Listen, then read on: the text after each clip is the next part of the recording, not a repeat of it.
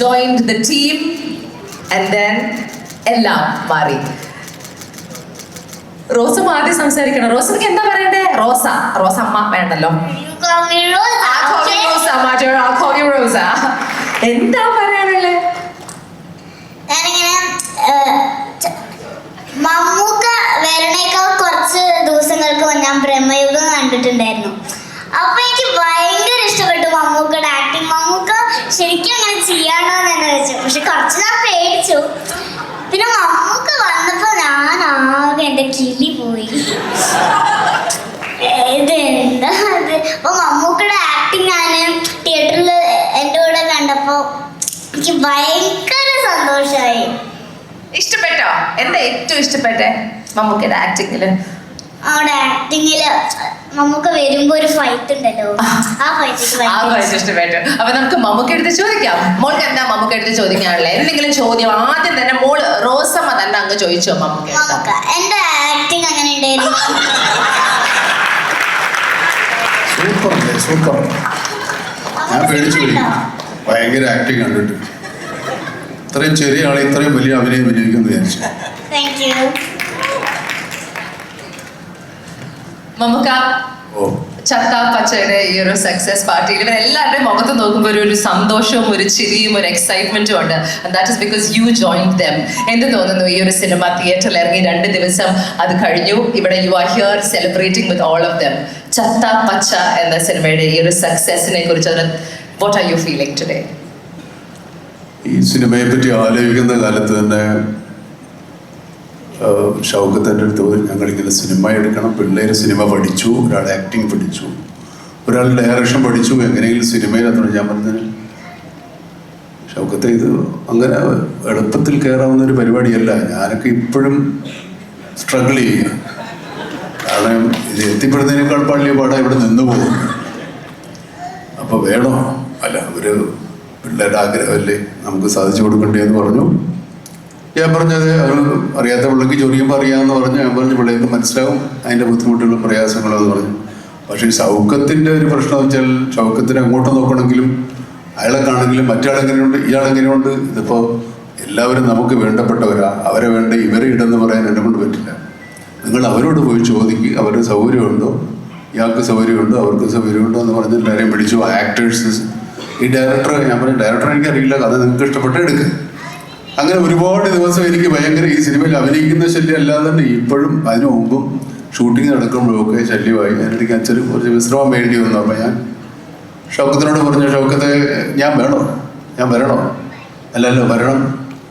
ഞാൻ പറഞ്ഞ് എങ്ങനെ ഇല്ലാതിരിക്കാൻ പറ്റില്ലേ? അല്ല, ഈ പടത്തിൻ്റെ ആദ്യം മുതലേ ഇയാളുടെ പേര് പറഞ്ഞിട്ടാണ് ഇരിക്കുന്നത്, അതുകൊണ്ട് വന്നില്ലേ പിന്നെ ആൾക്കാർ ചോദിക്കും അയാളവിടെ പോയത്. പിന്നെ എന്തുമാവട്ടെ എന്ന് പറഞ്ഞ് ഞാൻ അഭിനയിക്കാൻ വന്നു. എനിക്കാണെങ്കിൽ ഗാഥയുടെ ആദ്യം എന്തൊക്കെ പറയണമെങ്കിൽ കുറേ സമയം എടുക്കും. അതുകൊണ്ട് ഞാൻ പറഞ്ഞു, ഞാൻ നിങ്ങളെ വിശ്വസിച്ചിറങ്ങുകയാണ് മക്കളെ, ഇതിനെപ്പറ്റി വലിയ വെളിപാടൊന്നുമില്ല. അങ്ങനെ അവർ പറഞ്ഞ പോലെ കാണിച്ചു.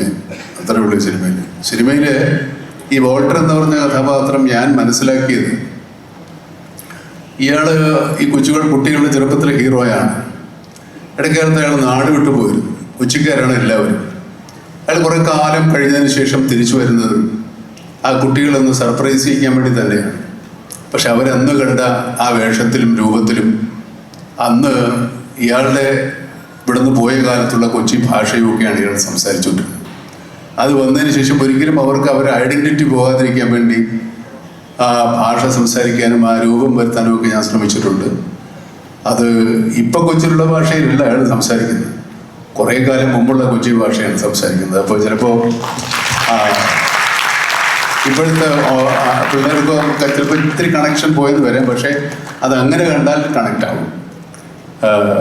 എനിക്ക് ഈ സിനിമയിൽ അഭിനയിക്കാൻ കിട്ടിയ അവസരം എന്ന് പറയുന്നത് ഈ പിള്ളേരുടെ ആവേശവും അവരുടെ അത്യധ്വാനവും അവരുടെ ഒരു എന്താ പറയുക എനർജിയും എൻതൂസിയാസവും ഒക്കെ കണ്ടപ്പോൾ ഞാനൊക്കെ ഈ പ്രായത്തിൽ സിനിമയിൽ അഭിനയിക്കാൻ വരുമ്പോൾ നമുക്ക് ആവേശവുമില്ല, എൻതൂസിയാസവുമില്ല, എനർജിയുമില്ല, പേടി മാത്രമേ ഉണ്ടായിരുന്നുള്ളൂ. രക്ഷപ്പെടുവോ, നന്നാവോ, ഇത് നമ്മൾ ചെയ്യുന്നത് ശരിയാണോ എന്നൊക്കെയുള്ള ഭയത്തിലാണ് ഞാനൊക്കെ തുടക്കകാലത്ത് വന്നത്. പക്ഷേ ഇവർ നല്ല ആത്മവിശ്വാസത്തോടുകൂടി ഫുൾ കോൺഫിഡൻ്റ് ആയിട്ട് എന്ത് പറഞ്ഞാലും ചെയ്യാവുന്ന തരത്തിൽ. ഈ റോഷൻ്റെയൊക്കെ ഇവിടെയുള്ള മസിലുകൾ ഈ കാണുന്ന പോലെയൊന്നുമല്ല, ഇത് അഴിച്ചിട്ട പേടിയാവും. അതുപോലെ ഈ ചങ്ങാതി ഈ വിശാഖം എൻ്റെ നാളാണ്. വിശാഖൊക്കെ ഈ നമ്മൾ സാധാരണ നമ്മൾ ആക്ടിങ് പ്രാക്ടീസ് ചെയ്യുന്നതൊക്കെ ഒരു ക്യാരക്ടറിന് വേണ്ടി ഇത്ര എഫർട്ട് എടുത്ത് ബോഡി ബിൽഡ് ചെയ്യുന്ന പിള്ളേർ എനിക്കത് ജമ്മത്ത് പറ്റില്ല. ഞാൻ ഇപ്പോഴാണ് അത്യാവശ്യം എന്തെങ്കിലുമൊക്കെ ചെയ്തു തുടങ്ങിയത്, ഒരു 5-10 കൊല്ലമേ ആയിട്ടുള്ളൂ. എന്നുവെച്ചാൽ അത് ഇല്ലാതെ വഴിയില്ല എന്നുള്ളത് കൊണ്ടാണ് ചെയ്യുന്നത്, ഇല്ലെങ്കിൽ അത് ഒഴിവാക്കിയത്. പക്ഷേ പിള്ളേരെ സമ്മതിക്കണം.